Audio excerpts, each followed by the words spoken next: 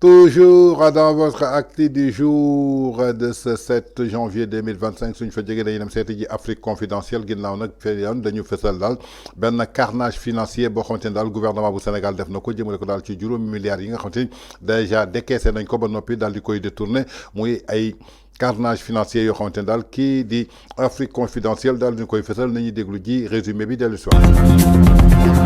D'après les sources du journal Afrique confidentielle,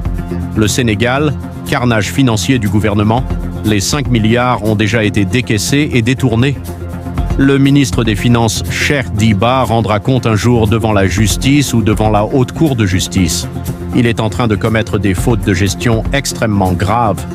Et les prochains audits de la Cour des comptes en 2025 ou 2026 vont révéler ces malversations.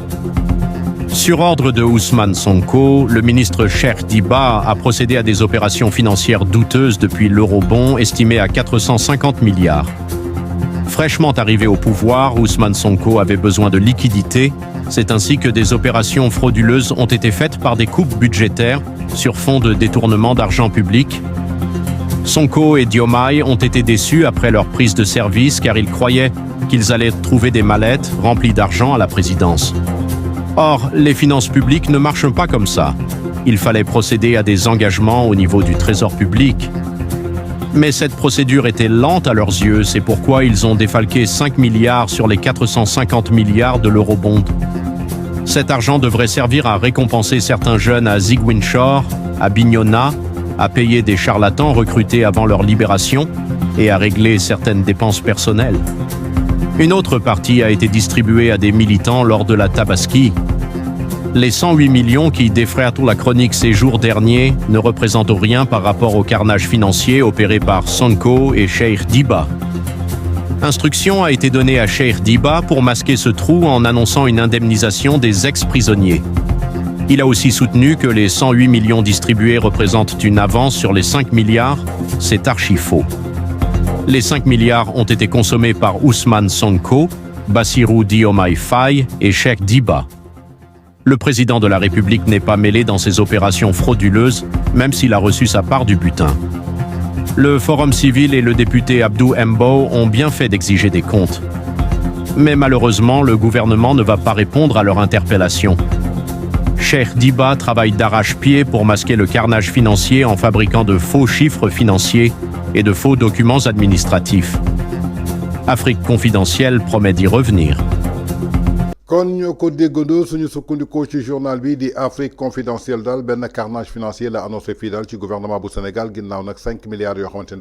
daal di nañ koy décaissé ba noppi daal di koy détourné kii di ministre des finances Cheikh Diba dina rendre compte ci kanamu li nga xamante ni mooy justice jëmale ko daal ci haute cour de justice bi nga xamante ni mettre nañ ko en place doon benn train boo xamante ni daal ñu ngi commettre ay fautes de gestion yoo xamante ni doy na waar jëmale ko daal ci audit yi nga xamante ni day suñu sukkandikoo ci cour des comptes atum 2025 2026 dinañu révéler daal ay malversation suñu sukkandikoo nag ci ordre gi nga xamante ni mooy le premier ministre moom mii di ministre des finances et du budget Cheikh Diba moo daal di procéder ci ay opération financière yoo xamante ni daal dafa douteuse jëmale ko daal ci li nga xamante ni mooy eurobond yi nga xamante ni estimé nañ ko ci 450 milliards de francs CFA yoo xamante ni daal fraîchement egsi na fii nga xamante ni mooy ci pouvoiru premier ministre ginnaaw nag bu mu soxlaa liquidité jëmale ko daal ci ay opération yoo xamante ni yu frauduleuse la ginnaaw nag lépp loo xamante ni def nañ ko ci ay coupe budgétaire dafa doon daal ay fonds yu ñu détourné jëmale ko ci benn xaalis boo xamante ni daal xaalisu public bi la kii di premier ministre ak Diomaye ñoom ci seen bopp dañu décevoir ñi nga xamante ni daal ñoo jël service jëmale ko daal ci yaakaar ne que lépp loo xamante ni daal ñu ngi ko trouvé ci ay mallette dafa fees del xaalis kii di présidence jëmale ko daal ci li nga xamante ni daal mooy finance publique la en tout cas amul dara loo xamante ni dox na ci lépp loo xamante ni procédé nañ ko ci ay engagement jëmale ko daal foofu ci niveau trésor public dafa doon benn procédure boo xamante ni tey jii dafa yéex ci seen bët moo tax tey jii ñu defalke daal lu toll ci 5 milliards de francs CFA ci li nga xamante ni mooy 450 milliards yoo xamante ni daal jàpp na ci eurobond yi mu doon benn xaalis boo xamante ni dafa doon servir pour récompenser ñenn ci ay jeunes yoo xamante ni daal ñoo nekk foofu ca Ziguinchor Bignona pour ñu fay ñi nga xamante ni daal mooy ay charlatans ñu recruter aussi li nga xamante ni daal mooy ay libération jaarle ko daal ci régler lépp loo xamante ni daal ay dépenses personnelles la jëmale ko daal ci benn partie boo xamante ni daal distribué nañ ko ay militants si li nga xamante ni daal mooy tabaski ak léegi di 108 millions yoo xamante ni daal dañ ko defree si chronique bi jëmale ko daal ci dernier jour yi nga xamante ni représenté wul dara lu dul benn rapport de carnage financier bi ñu opéré par ki nga xamante ne mooy le premier ministre ak son ministre du budget et des finances di Cheikh Diba ginnaaw nag instruction bi nga xamante ni dañ ko jox kii di Cheikh Diba du dara lu dul masqué lépp loo xamante ne mooy benn trou daal di annoncé daal ay indemnisation jëmale ko ci ay ex-prisonniers ginnaaw nag bi ñu soutenir lii nga xamante ne mooy 108 millions yoo xamante ne distribué nañ ko daal képp koo xamante ne représentant nga ak avance boo xamante ne daal toll na ci 5 milliards doon na daal loo xamante ne c'est archi faux lii di 5 milliards yi nañu sukkandiku daal consommé nañ ko par ki nga xamante ne mooy le premier ministre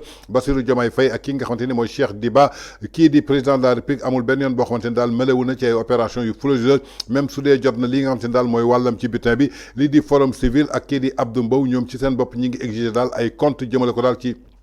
li nga xamante ni malheureusement gouvernement bi amul benn yoon boo xamante ni tontu na ci seen ay interpellation kii di Cheikh Diba daal mi ngi liggéey d'arrache jëmale ko daal ci pied pour daal di masquer li nga xamante ni daal mooy carnage financier bi ba noppi daal di fabriquer ay faux chiffres financiers jëmale ko daal ci ay faux documents administratifs ginnaaw nag Afrique confidentielle mi ngi leen di promettre daal dina ci dellu soit muy 5 milliards yi nga xamante ne daal defalke nañ ko ci 450 milliards yu eurobonds yi ginnaaw nag bañ ko séddoo daal di koy séddale ay ndaw recruter ci ay charlatans dañuy jàpp ne daal détourné nañu xaalis bi te suñu sàgganul nag lii di rapport Cour des comptes d'audit bu 2025-2026 dina relever daal ay malversation yoo xamante ne daal nemmeeku nañ ko ci le nouveau régime.